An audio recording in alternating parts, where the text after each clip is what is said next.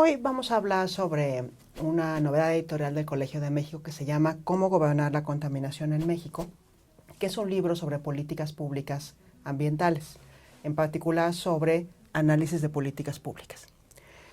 Lo que haremos Leonora y yo hoy es platicarles un poco del libro y desde luego comentar sobre la circunstancia actual de altos niveles de concentración de contaminantes en la Ciudad de México. Vamos a comenzar hablando sobre el libro, diciendo cómo surge, qué es el análisis de políticas públicas y para qué sirve, y hablando un poquito sobre las conclusiones principales del libro, invitándolos a que lo lean. El libro surge de una colaboración muy estimulante entre el Instituto Nacional de Ecología y Cambio Climático, que es una dependencia de la Semarnat, y el Colegio de México. Surge con la idea de capacitar a los investigadores del INEC en análisis de políticas públicas. La verdad es que la alta calidad y la competencia de los especialistas del INEC nos llevó a pensar que podíamos convertir los ejercicios de este curso en un libro que fuese útil para los tomadores de decisiones y también para enseñar a hacer análisis de políticas públicas con propósitos docentes en licenciatura y en posgrado. El libro se ocupa de un método que desarrollaron Eugene Bardak y Dave Weimer y Aidan Vining, y se propone desarrollar políticas públicas basadas en evidencia y orientadas a resultados. Eso desde luego es muy importante en el área ambiental, pero también en salud, en educación, en desarrollo económico, porque nos permite utilizar de manera muy efectiva los recursos públicos y también, ojalá, resolver los problemas públicos. Entonces, los 5 capítulos del libro están desarrollados, están trabajados con este método, que fundamentalmente consiste en cinco pasos. Hacer una definición del problema, un diagnóstico del problema y la justificación de la intervención social o gubernamental. Describir el statu quo, qué ha hecho el gobierno o la sociedad para atender ese problema. Construir alternativas de solución que sean implementadas de preferencia en otro estado, en otro país, en otro contexto. Y desarrollar criterios de evaluación. El ejercicio más importante es proyectar los resultados de la alternativa y cruzar esos resultados con los criterios de evaluación. Y eso nos lleva a desarrollar una política pública, una recomendación basada en evidencia.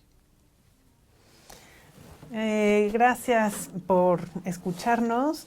Yo les voy a comentar brevemente los rasgos comunes que tenemos en los capítulos de análisis de política pública, las recomendaciones y una nota final.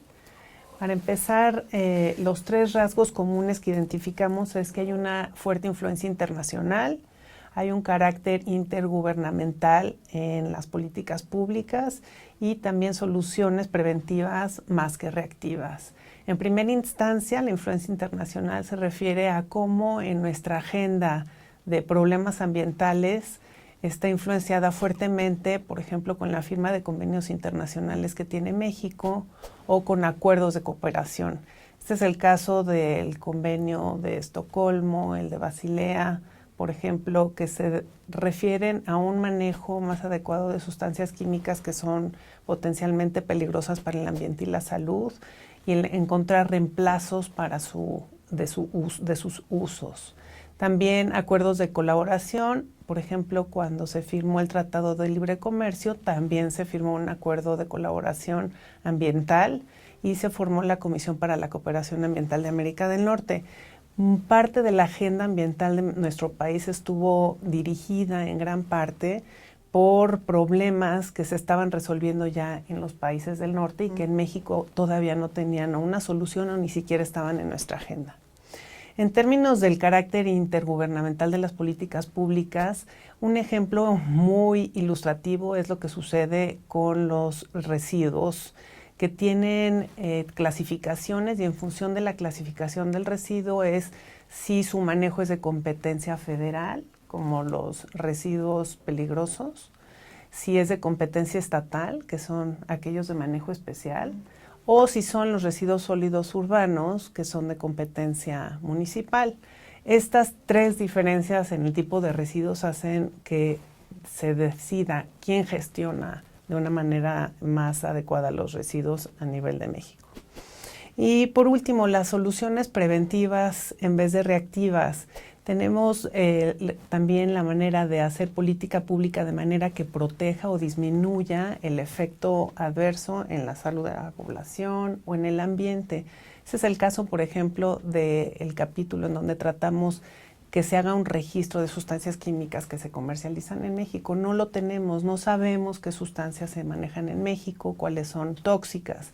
Y con base en sus características podemos identificar cuáles son tóxicas y cuáles conviene o no dejar que entren a comercializarse en México o restringir sus usos. Después, lo que podemos decir de recomendaciones para los analistas futuros en análisis de política pública es que hay diferentes fases en el proceso de la implementación de una política.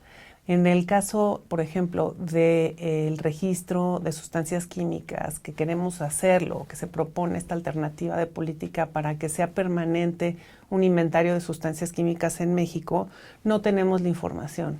Como no sabemos qué sustancias hay en México, esta es como una primera etapa de un proceso de política pública para una gestión más integral de las sustancias químicas en México. También las mejores prácticas de políticas públicas de otros países o de otras ciudades o de otros ámbitos de la política pública y su contraparte, que son los errores cometidos. Eso es un aprendizaje y un insumo importantísimo para el análisis de política pública, porque nos permite identificar no solo qué se ha hecho, sino en dónde ha habido éxitos y fracasos. Y por último, el entender cuáles son los actores principales en un problema público.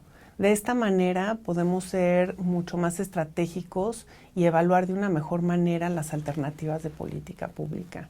Cuando conocemos los valores, las motivaciones, los intereses de los diferentes actores, podemos entender cuál tiene mayor viabilidad, qué alternativa es mejor que otra. Ese es el caso, por ejemplo, de la importación de autos usados a México, en donde teníamos a los loteros, a los posibles compradores, a los gobernadores de las entidades fronterizas, la Secretaría de Economía, de Medio Ambiente, los productores de autos, una decena de actores que tenían una influencia importante en este problema público. Bueno, y por último, una nota final es que este método que nos permite hacer un análisis sistemático y riguroso de las alternativas de política pública nos